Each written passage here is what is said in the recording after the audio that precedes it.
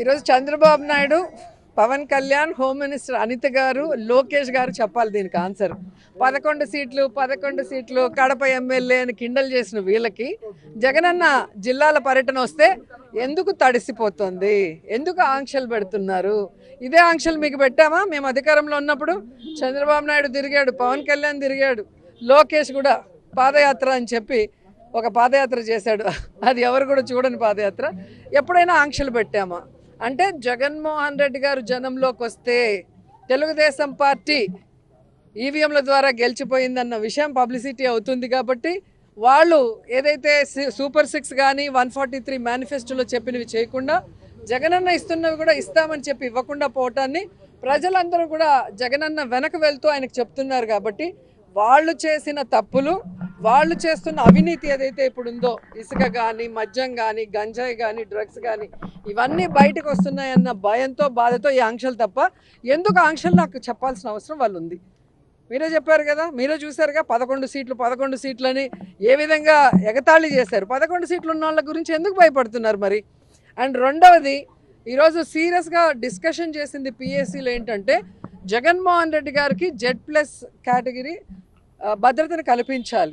కానీ వీళ్ళు కోర్టుకు కానీ కేంద్ర ప్రభుత్వానికి కల్పిస్తున్నామని అబద్ధం చెప్తూ ఎక్కడా కూడా భద్రత కల్పించడం లేదు. రోప్ పార్టీస్ లేదు, పోలీసుల ప్రొటెక్షన్ లేదు. పోలీసులు ఏం పని చేస్తున్నారు? నియోజకవర్గాల్లో నోటీసులు ఇచ్చి మీరు మీటింగ్కి వెళ్తే మీ మీద రౌడీ షీట్లు తీస్తామంటారు, లేదంటే చెక్ పోస్టుల దగ్గర కార్లు పట్టుకోవడం, బైకులు పట్టుకోవడం, ప్రజల్ని కొట్టి పోలీస్ స్టేషన్లో కూర్చోబెట్టడం, జగన్ గారి మీటింగ్లు పోకూడదని. దీనికి పోలీసుల్ని ఉపయోగిస్తున్నారు. లేదంటే లోకల్ ఎమ్మెల్యేలు ఎవరైతే కూటమి ప్రభుత్వం వాళ్ళు చెప్తున్నారో వాళ్ళకి నచ్చని వాళ్ళు వైఎస్ఆర్సీపీకి స్ట్రాంగ్ ఉన్న క్యాడర్ మీద తప్పుడు కేసులు పెట్టి లోపల పెట్టడానికి యూజ్ చేస్తున్నారు తప్ప ఒక ప్రతిపక్ష నాయకుడు, ఒక ముఖ్యమంత్రిగా పనిచేసిన జగన్ గారు జిల్లా పర్యటనకు వస్తే కనీస భద్రత కూడా లేకపోవడం చాలా బాధాకరం. మీరు చూశారు పొదిలీకి వెళ్ళినప్పుడు కానీ, రాప్తాడుకి వెళ్ళినప్పుడు కానీ. నేనైతే కళ్ళారా చిత్తూరుకి మ్యాంగో రైతుల కోసం వచ్చినప్పుడు చూశాను. ఒక్క పోలీస్ అంటే ఒక్క పోలీస్ ఆ మార్కెట్ యార్డ్లో ఉన్నారా? జనాలు ఎలా మీద పడి జగన్ గారిని వాళ్ళ వైపుకు లాగేసుకుంటున్నారు అభిమానంతో మనం చూసాం. అంటే జగన్ గారిని ఏదో ఒకటి చేయాలన్న తపన అనేది ఈ కూటమి ప్రభుత్వంలో కనిపిస్తుంది.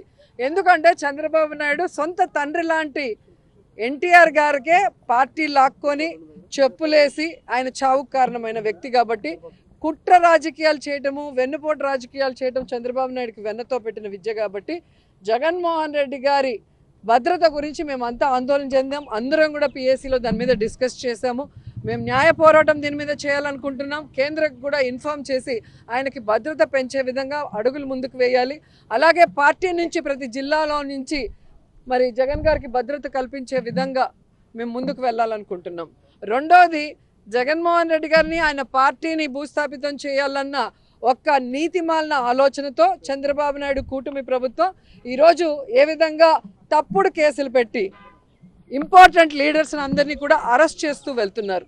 మిథున్ రెడ్డి గారు కానీ, కాకాని గోవర్ధన్ రెడ్డి గారు కానీ, చెవిరెడ్డి గారు కానీ, ఇప్పుడు వాళ్ళు కాదని ఇంకా వాళ్ళ పిల్లల్ని, మొన్న చూస్తే హారిక గారు జడ్పీ చైర్మన్ మీద ఆవిడ భర్త మీద దాడి చేసి కార్లు పగలగొట్టి బూతులు తిట్టి మళ్ళీ ఆవిడ మీదే కేసు పెట్టడం అనేది ఈ ఒక్క ప్రభుత్వంలో, ఈ ఒక్క రాష్ట్రంలోనే జరుగుతుంది. సో వాళ్ళకి మేము క్లియర్గా చెప్తున్నాం, మీరు తప్పుడు కేసులు పెడితే భయపడే వాళ్ళు ఇక్కడ ఎవ్వరు లేరు. దమ్మున్న నాయకుడు జగన్మోహన్ రెడ్డి గారి నాయకత్వంలో పనిచేస్తున్న నాయకులు మేము. మీరు జైల్లో పెడితే రేపొద్దున చక్రవడ్డీతో కూడా మీకు ఇచ్చేదానికి మేము రెడీగా ఉన్నాం. ఎందుకంటే ఈరోజు మీరు సూపర్ 6 ఇస్తామన్నారు, జగన్మోహన్ రెడ్డి గారు ఇచ్చిన ప్రతి ఒక్కటి కూడా ఇస్తామని చెప్పారు. ఇవి కాక మేనిఫెస్టోలో 143 ఐటమ్స్ పెట్టి ఒక్కటి కూడా చేయకుండా ఈరోజు ప్రజల్ని డైవర్ట్ చేసేదానికి ఈరోజు ఈ విధంగా తప్పుడు కేసులు పెడుతున్నారు అనేది ప్రజల్లోకి వెళ్తోంది. Manifesto, recalling manifesto Chandrababu Naidu కార్యక్రమం ద్వారా వెళ్తోంది. ఎందుకంటే ఈరోజు లిక్కర్కి మిథున్ రెడ్డికి ఏం సంబంధం అండి? లిక్కర్కి చెవిరెడ్డి గారికి ఏం సంబంధం అండి? లిక్కర్కి ఇంకొకరికి ఏం సంబంధం అండి? ప్రభుత్వం అమ్మిన మందుకి ఎవరైనా కమిషన్లు ఇస్తారా?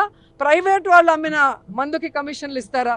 ఈరోజు బెల్ట్ షాపులు రిమూవ్ చేశారు, ఎక్కడ పర్మిట్ రూములు ఇవ్వలేదు, ఎక్కడ కూడా ఒక్క డిస్టిలరీకి కూడా జగన్మోహన్ రెడ్డి గారు పర్మిషన్ ఇవ్వకపోతే ఎక్కడి నుంచి లిక్కర్ మాఫియా జరిగింది, ఎక్కడి నుంచి లిక్కర్ స్కామ్ జరిగిందో చెప్పాలి. ఈరోజు నేను ఒకటే సూటిగా అడుగుతున్నా, లిక్కర్లు ఏవైతే ఈరోజు ఉన్నాయో ఆ డిస్టిలరీలు అన్నిటికీ ఎవరు పర్మిషన్ ఇచ్చారో ఒకసారి మీరు వెరిఫై చేయండి జీవోలు. అన్ని చంద్రబాబు నాయుడు గతంలో ఇచ్చినవే, ఒకటి కూడా జగన్ గారు ఇచ్చింది కాదు.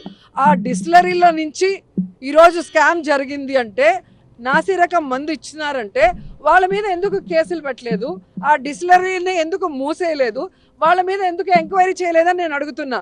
సిగ్గు లేకుండా చంద్రబాబు నాయుడు కూటమి ప్రభుత్వం మళ్ళీ అదే డిస్టిలరీలకి ఎందుకు వాళ్ళ ఆర్డర్లు ఇస్తున్నారు? నాసి రకం అని చెప్పిన బ్రాండ్లని ఎందుకు మళ్ళీ వాళ్ళ దగ్గర కొని అవే ఎందుకు ఈరోజు వైన్ షాపుల్లో అమ్ముతున్నారు, బెల్ట్ షాపుల్లో అమ్ముతున్నారు, పర్మిట్ రూములు ఇచ్చి అమ్ముతున్నారని నేను అడుగుతున్నాను. ప్రజల జీవితాలు నాశనం చేసే విధంగా మీరు మళ్ళీ 43,000కు పైగా బెల్ట్ షాపుల్ని ఓపెన్ చేయించారు. మళ్ళీ లిక్కర్ షాపులు, ప్రతి షాపు ముందు కూడా ఈరోజు అమ్మకాలు ఏ విధంగా కూర్చొని తాగి తందనాలు ఆడే విధంగా మీరు వీడియోలు మీ ఛానల్లోనే చూసుకుంటున్నారు. ఎక్కడైనా ప్రైవేట్ వాళ్ళకి నచ్చినట్టుగా ఈరోజు లిక్కర్ సిండికేట్ని తయారు చేసి వాళ్ళు రేట్లు పెంచుకొని వీళ్ళకి కమిషన్లు ఇచ్చే విధంగా కూటమి ప్రభుత్వం ప్రవర్తిస్తూ ఈరోజు జగన్మోహన్ రెడ్డి గారి ప్రభుత్వం మీద నింద వేసే విధంగా ఈరోజు మిథున్ రెడ్డి గారిని కానీ ఇంకొకరిని అరెస్ట్ చేయడం అనేది ప్రజలు గమనిస్తున్నారు.